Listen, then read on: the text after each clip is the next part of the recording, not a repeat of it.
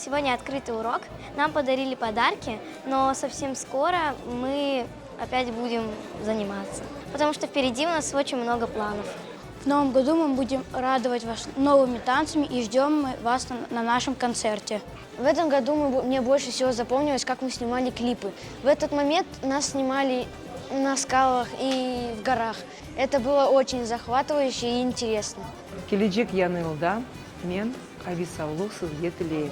Ве ансамбль Йылдызлар яны программалар азырлажақлар.